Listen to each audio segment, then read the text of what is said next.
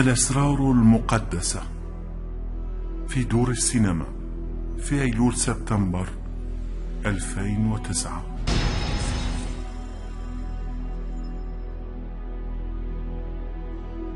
مكة هي المركز المقدس للإسلام. ستشهدون بعد قليل الكشف العلمي وبالدلائل عن الأسرار العجيبة المخفية منذ آلاف الأعوام في المدينة المقدسة مكة المكرمة.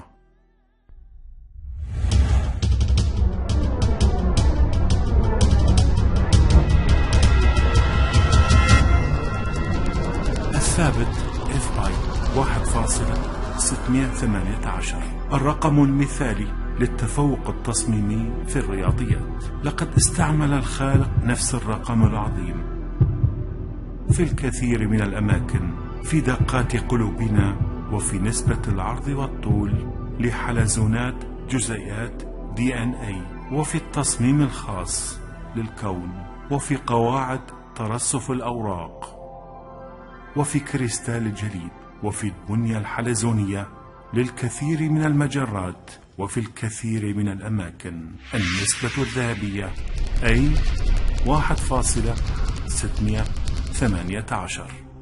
ويلاحظ أن هذه النسبة استعملت حتى في تصميم الأهرامات في مصر. ووصف العالم الفلكي الشهير كيبلر هذا الرقم بأنه كنز.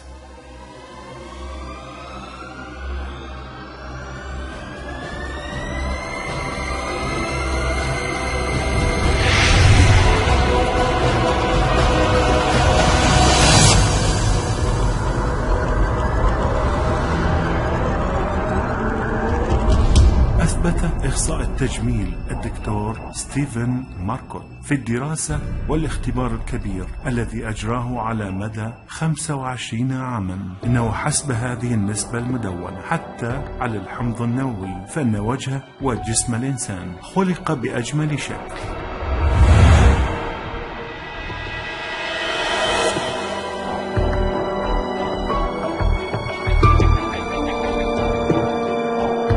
النسبة بين المقاسات الأساسية التي تعرف شكلا ما لبعضها البعض هي رقم 1.618 وهذا يدل على ملائمتها مع التصميم المثالي أي النسبة الذهبية.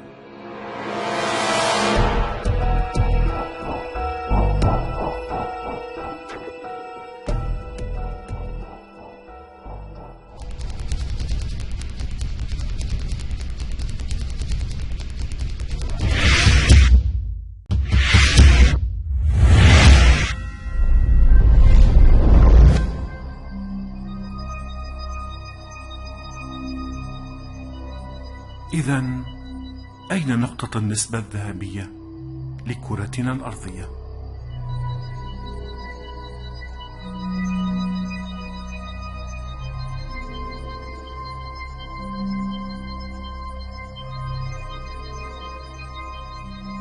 أين نسبة بعد مدينة مكة المكرمة عن نقطة القطب الشمالي وعن نقطة القطب الجنوبي؟ هي 1.618 تماما أي النسبة الذهبية.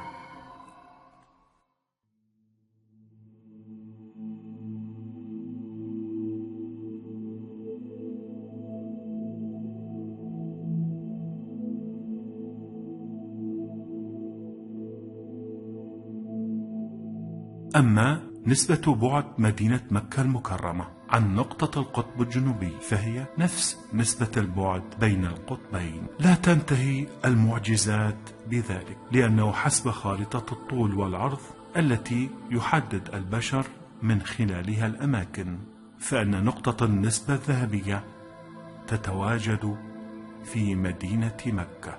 أيضا فإن نسبة البعد من مكة المكرمة نحو البعد الشرقي والبعد الغربي لحدود خط التحول اليومي هي 1.618 18. وبشكل يبعث على الاندهاش نرى أن الرقم 1.618، أي النسبة الذهبية هي نفس بعد مكة من الجهة الغربية لخط التحول اليومي مع البعد المحيطي لخط عرض الكرة الأرضية. ورغم الانحرافات الصغيرة بعدة كيلومترات في كل أنظمة الخرائط، لا تخرج نقطة النسبة الذهبية خارج مدينة مكة إطلاقا، وتظل داخل المنطقة المقدسة التي تضم الكعبة المشرفة.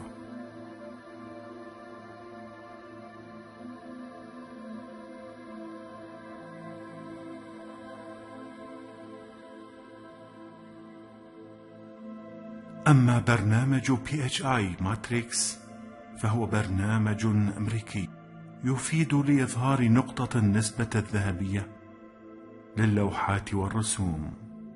ولو فكرنا بخارطة العرض والطول للكرة الأرضية مثل اللوحة الحية لا ينتهي فيها التعمق، وفتحنا هذا البرنامج، سنرى إنه يتم تحديد مكة المكرمة كنقطة النسبة الذهبية للعالم. تستمر المعجزات.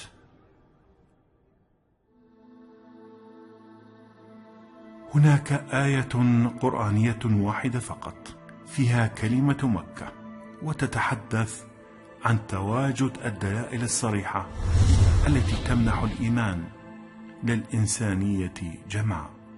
نقش الخالق العظيم في سورة آل عمران الآية 96 وبكل وضوح الصلة بين مكة المكرمة والنسبة الذهبية. عدد كل الحروف لهذه الآية هو 47، وعندما نأخذ النسبة الذهبية لعدد الأحرف نرى أنها تشير إلى كلمة مكة. 47 تقسيم 1.618 يساوي 29.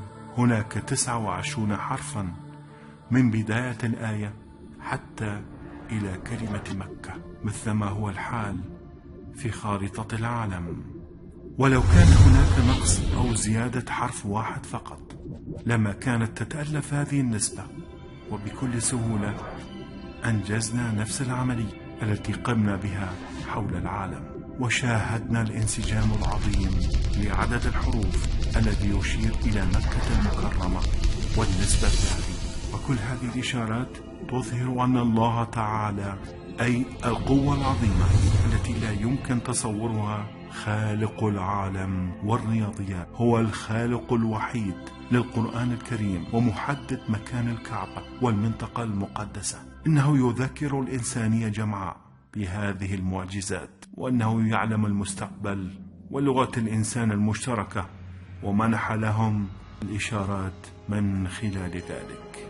وتلاحظون في الشكل القياسات التي جرت بفرجال النسبة الذهبية المعروفة بفرجال ليوناردو في المنطقة الذهبية بشبه الجزيرة العربية بمدينة مكة المكرمة، ووقوع الكعبة في منطقة النسبة الذهب لمدينة مكة. وحسب بيانات الاحتمال من المستحيل أن يصبح كل ذلك مجرد صدفة.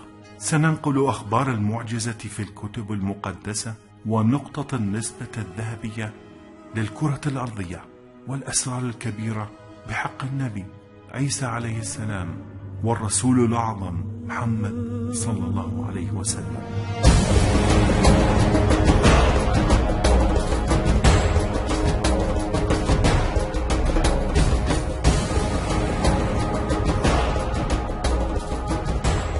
لحين أشهر الصيف لعام 2009 مع أدلتها العلمية.